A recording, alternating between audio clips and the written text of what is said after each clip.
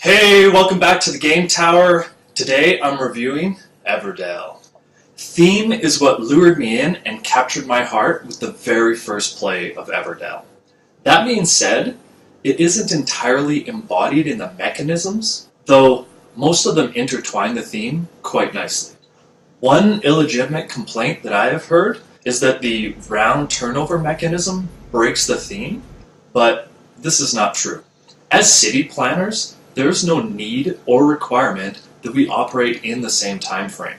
So, although being in separate seasons might warp the mind, it does not distort the theme. If you've played or seen Everdell, you might think that the components are an automatic 10 out of 10.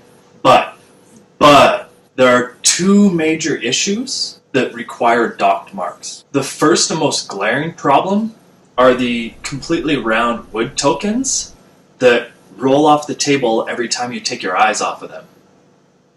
Starling Games has produced some replacement wood tokens that have knots on them to prevent free rolling, but they are still an add-on at this point. Hopefully, with future printings, the replacement wood tokens will become standard. Second glaring error is the completely unnecessary and extraneous Evertree. It is both a pain to set up and self-destructs in the process. I'm down at the local Board and Brew Cafe just to show you how bad the Evertree is when you put it together and its flaws. One of the things that I do make mention of is how flimsy. You can see it's bent here. This part of the tree will get bent and warped if you punch out this middle section. So I highly do not suggest that. The other major flaw is that these are the tips, and you can see how it frays apart. Like you have this fraying here, and this one's actually been taped together. But the major flaw is that you put it together like so, which this is fine. You can avoid fraying when you do this with the legs, but it still has a potential.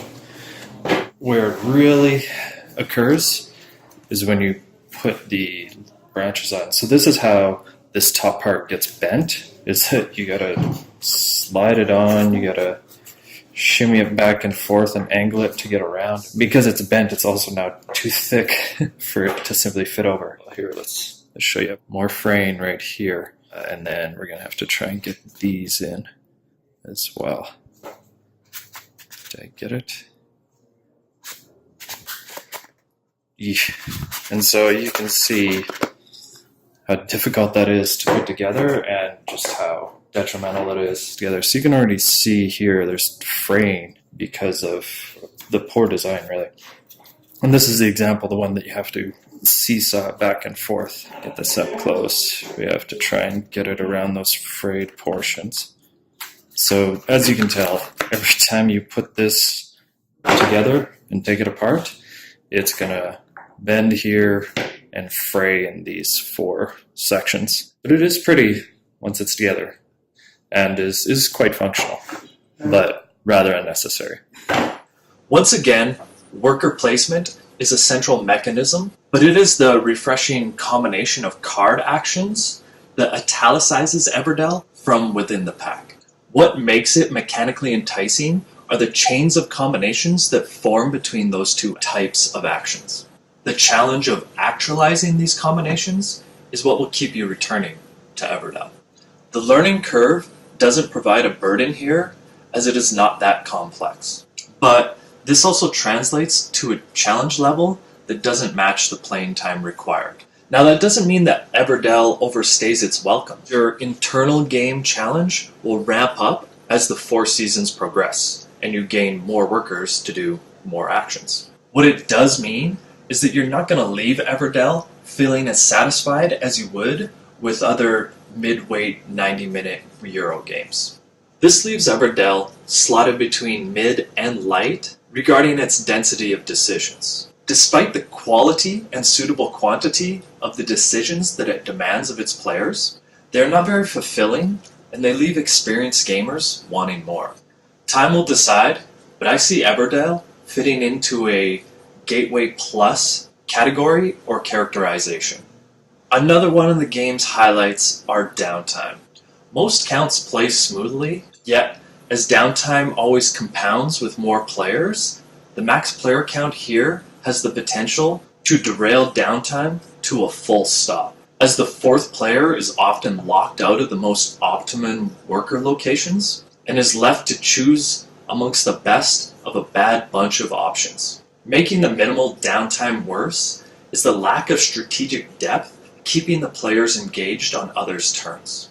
To be honest, the number of combinations that are foreseeable within a few plays reveals a lack of staying power in the base game. Couple that with the fact that an expansion is already printing, and it's easy to see that Everdell has the trappings of cash cow rather than a value production. Of course, the expansion could blow the replayability wide open, but should a game require an expansion to hold the consumer's attention? I'll let you decide that in the comments. Sadly, I cannot give Everdell a glowing recommendation, which is disappointing considering how much the theme gripped and lured me in to initially love it. My suggestions? If you're enraptured with the theme as much as I was, then go out and buy Everdell. It'll be worth it for you. If not, give it a play and decide from there. Everdell may or may not have enough weight to entertain your group. But that's it on the absolutely gorgeous Everdell. I hope you do give it a try. It is an enjoyable gaming experience, but it might not be for everybody. Once again, this is the Game Tower, and I hope you keep tuning in. Let me know your thoughts in the comments below. Crush this one. Yeah, when you do it twice, you sound like good, hey? Oh, imagine that.